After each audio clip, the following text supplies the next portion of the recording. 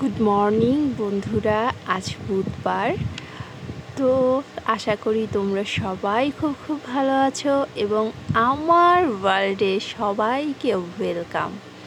তো সকালে উঠে আমি আমার বেডটাকে সুন্দর করে গুছিয়ে নিচ্ছি। আর আজকে তোমাদের সাথে আমি অনেক ইম্পর্টেন্ট একটা টিপস নিয়ে আলোচনা করব।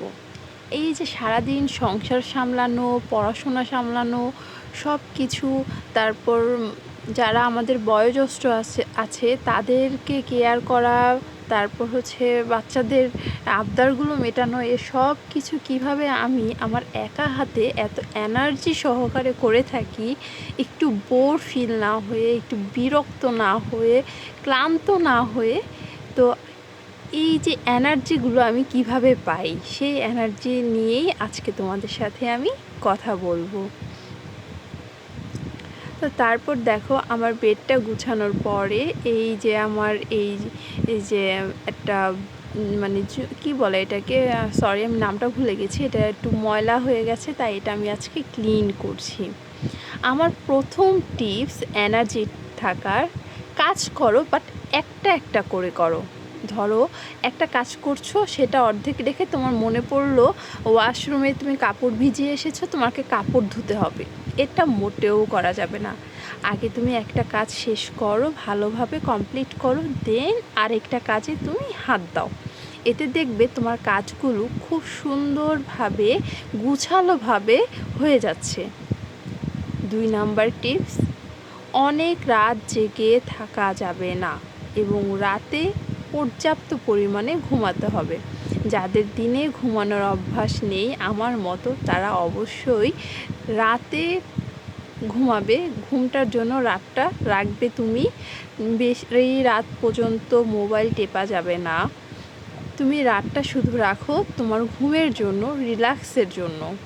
তাহলে দেখবে তোমার মাথা অনেকটাই ঠান্ডা থাকবে। মুড অফ করে কোনো কাজ করা যাবে না। ধরো কোনো একটা কারণে তোমার মুড অফ হলে তুমি একটু এক্সারসাইজ করতে পারো, গান শুনতে পারো, এতেই কিন্তু মুডটা অন হয়ে যায়। মুড অফ করে কাজ করতে গেলে কোনো কাজই করা হয় না, বরঞ্চ আবার এনার্জিও থাকে না কাজগুলো করার।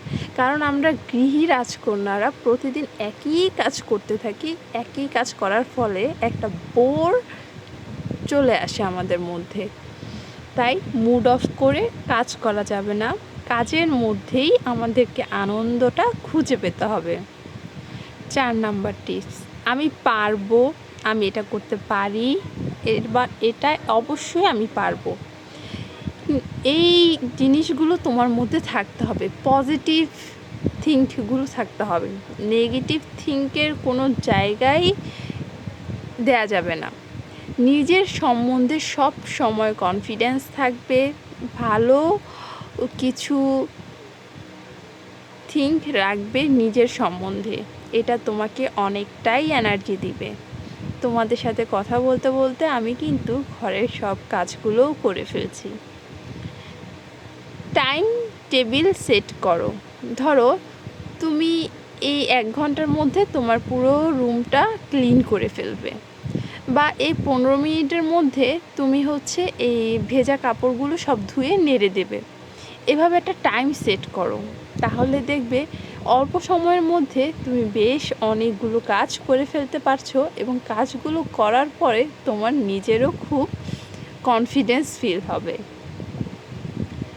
কাজ বাদ দিয়ে কখনোই গসিপে মাতবে না। কাজ বাদ দিয়ে শুয়ে থাকা বা মোবাইল টেপা এসব করা যাবে না। আগে তুমি কাজটা শেষ করো, দেন তুমি ওসব করা শুরু করে দাও। আর সব কিছু না গুছিয়ে অর্গানাইজড করে রাখো। যেগুলো দরকারের জিনিস, যেগুলো একটু কম মানে যেখানকার জিনিস যেখানে থাকার কথা সেখানে সেভাবে রেখে দাও। এতে হবে কি, তুমি যখন কোনো একটা দরকারি জিনিস খুঁজতে যাবে তখন তুমি খুব সহজেই হাতের কাছে পেয়ে যাবে। তো আমার রুমগুলো সব ক্লিন করা হয়ে গেল তোমাদের সাথে কথা বলতে বলতেই।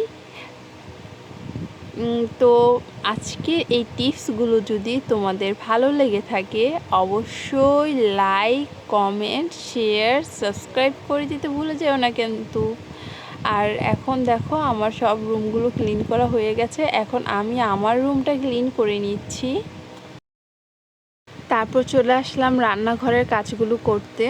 তো রান্নাঘরের যে কাজগুলো থাকে সেগুলো সব সময় তোমরা নিট অ্যান্ড ক্লিন রাখার চেষ্টা করবে।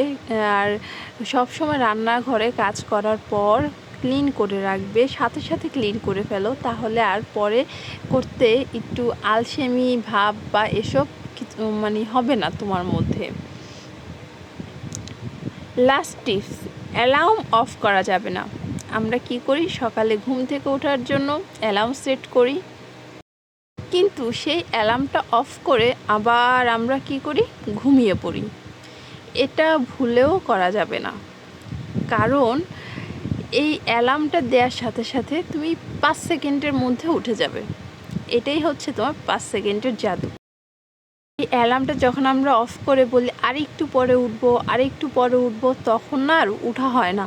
তখন আরেকটু করতে করতে 2-3 ঘন্টা চলে যায়। সারাদিন হচ্ছে আমরা গাধার খাটুনি খাটি, কিন্তু দেখা যায় কাজের বেলায় কিছুই হলো না। তো এরকমটা করা যাবে না, অ্যালার্ম দেওয়ার সাথে সাথেই উঠে পড়তে হবে। করেছিলাম ঢেঁড়স ভাজি আর শোল মাছ দিয়ে সজনে ডাঁটা দিয়ে। প্রচণ্ড গরম, তাই হচ্ছে হালকা পাতলা রান্না করাই ভালো, মানে খাওয়ার জন্য, কারণ স্বাস্থ্যের জন্য এটা খুব ভালো। তারপর চলে আসলাম পড়তে বসতে। তো আজকের ভিডিওটি যদি তোমাদের অবশ্যই ভালো লেগে থাকে, অবশ্যই লাইক, কমেন্ট, শেয়ার এবং সাবস্ক্রাইব করে দিতে ভুলো না। কিন্তু আমি আমার গৃহ রাজকন্যাদের জন্য কিন্তু আসলেই অনেকটা ভেবে থাকি এবং তোমাদের উপকারে আসে এরকম ভিডিওগুলোই তোমাদের সাথে শেয়ার করি। আর তোমরাও যদি কিছু জানতে চাও তাহলে অবশ্যই আমাকে কমেন্ট সেকশনে জানিয়ে দিও। কিন্তু সব ভালো থেকো, সুস্থ থেকো, আনন্দে থেকো আর হাসি খুশি থেকো।